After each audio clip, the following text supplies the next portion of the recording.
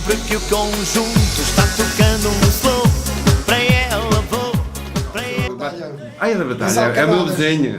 Onde é que é? Eu sou de Pombal. Também. Mas, Eu sou das Alcanadas, sou uma aldeia encostada à Batalha, eu trabalhei na farmácia da Batalha, portanto, a Batalha foi lá batizado, casado, aquelas coisas todas são próprias da vida. Mas Alcanadas é uma terra, tem uma lenda muito bonita que eu restaurei há uns 15 anos, é a terra onde abalrou a Arca de Noé. Portanto, tem uma lenda muito antiga das pessoas. Eu pulo a visão, fiz um monumento à Arca de Noé e hoje é visitada por muita gente. A sério? É uma lenda, a sério? E construiu a sua Arca de Noé em quê? Em cimento? Foi uma pedra grande de 100 metros de altura, com 70, 80 de largo, depois pus uma placa dizendo, segundo a lenda, abalrou aqui a Arca de Noé 4.000 anos há sempre. Isto é... Na sua terra? Na minha terra mesmo. Ah, sério? Ao pé de uma fonte, sempre então milenária. No mês de agosto vou visitar a sua terra para ver a sua Arca de Noé. Ver se há lá um lugar de dormir. Não é a Arca, é a evocação. Aliás, o Presidente da Câmara, quando o Raul Castro, que agora é o candidato à Câmara-Vereador, o amigo meu, é do PS, foi o que eu indiquei à secção do distrital do PS de Vereadoria. On se prépare. Oui. Mas eu sou democrata, quer dizer, é um homem que merece, ele estava na área dos como é que se chama, daquele, dos saltos militares. Há 15 anos, ou mais, ou 20 anos. Mas eu acho que ele veio aqui a França, da minha casa, e ele viu. É um homem que era mal empregado, não está na nossa área, quer dizer, uma área, não é questão ideológica, quer dizer, para mim, ideologia. Não. Sou um homem livre, sabe o que quer dizer isso? Não foi expressão. Avec le Seigneur Louis Farage, j'ai une petite question moi, à vous poser.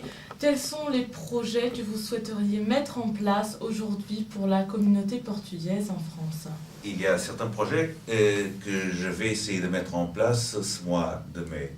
Le premier, c'est de changer l'horaire de fonctionnement du consulat. Bon, comme vous me donnez un peu de temps d'antenne, je vais y profiter. À partir de 4 mai, on va commencer à voir fonctionner 4 jours par semaine, ça veut dire lundi, mardi, jeudi, vendredi, de 8h matin jusqu'à 18h l'après-midi, sans interruption pour le déjeuner. Et le mercredi, on aura un horaire nocturne, ça veut dire qu'on fonctionnera de 8h du matin jusqu'à 20h l'après-midi. Ça, on va essayer un horaire plus flexible pour essayer de correspondre mieux à la demande. Ça veut dire qu'il y a la majorité des gens qui viennent entre 10h et 16h, 10h matin, 16h l'après-midi, et ça, on va concentrer les fonctionnaires. Un autre avantage, c'est qu'on va avoir tous les services ouverts de 8h à 18h. C'est quelque chose qui n'est pas faisable aujourd'hui, qui n'est pas en marche, et ça, c'est pas acceptable. Ça, c'est une chose qui va être mise en marche. Autre chose, c'est créer un call center au consulat qui soit accessible à tous les Portugais en France. Ce n'est pas pour la zone d'intervention du Conseil général du Portugal à Paris, c'est pour tous les Portugais en France. Je vais le mettre c'est un sort de numéro vert, comme vous avez ici. Et on va l'avoir à partir de septembre. Pour moi, parce que je dois faire accéder au marché public, demander, faire une offre publique pour élargir le service. J'ai déjà l'autorisation de Lisbonne. Une autre chose, comme je suis dans une radio, et j'aime les radios, les travaux, comme je vous ai dit au commencement, j'ai proposé à Lisbonne qu'on puisse avoir réglé un protocole avec les éditeurs de musique au Portugal pour fournir la musique portugaise éditée au Portugal au moment de la sortie. Le secrétaire d'État a beaucoup aimé l'idée. Il a fait en sorte de circulaire parmi tous les consulats au monde pour savoir quelles sont les radios qui existent en portugais et pour faire ce protocole. Je suis fier de ça et j'espère que prochainement on aura, je pourrai vous donner, ou le gouvernement pourra vous donner cette bonne nouvelle d'avoir un protocole qui vous permet d'avoir dès le premier jour de la sortie de CD,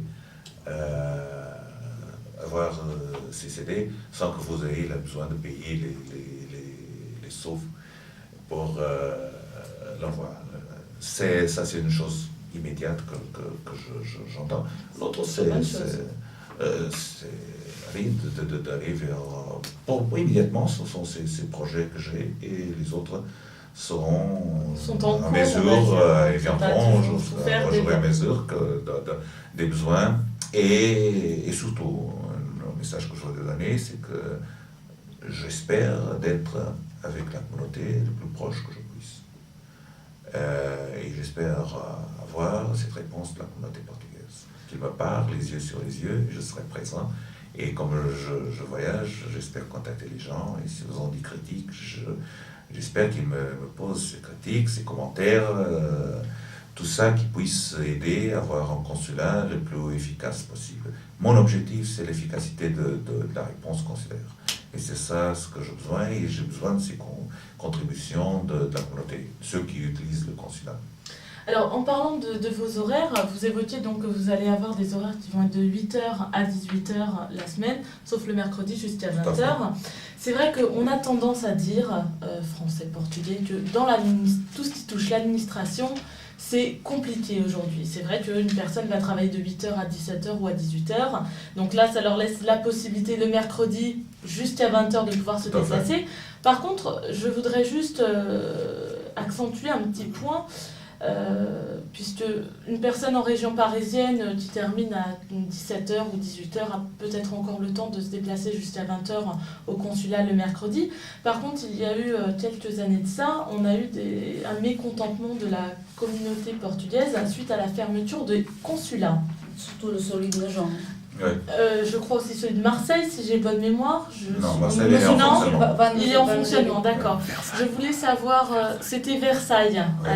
Alors, je voulais savoir pour les gens qui habitent un peu plus loin, est-ce qu'il y a des mesures qui sont prises en compte Vous savez que... pour eux, ou est-ce qu'il va y avoir quelque chose, ou une simplification peut-être par Internet, des choses qui vont être mises en place?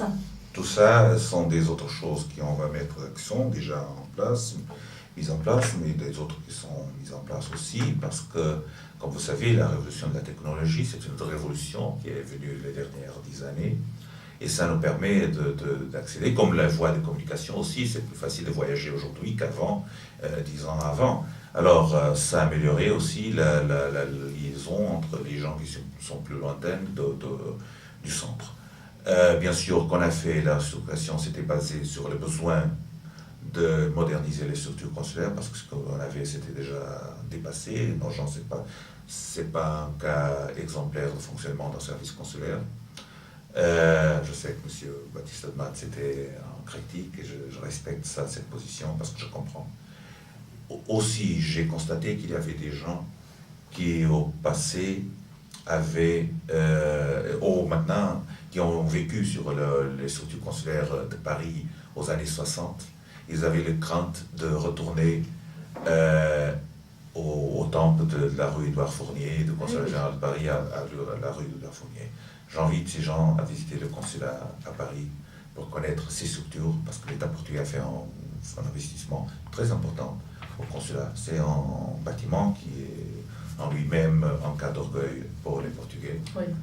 J'ai constaté, par exemple, un collègue à moi, l'autre jour, j'ai vu la rue, l'ancien président Marisouage qui était à l'extérieur contemplant le bâtiment.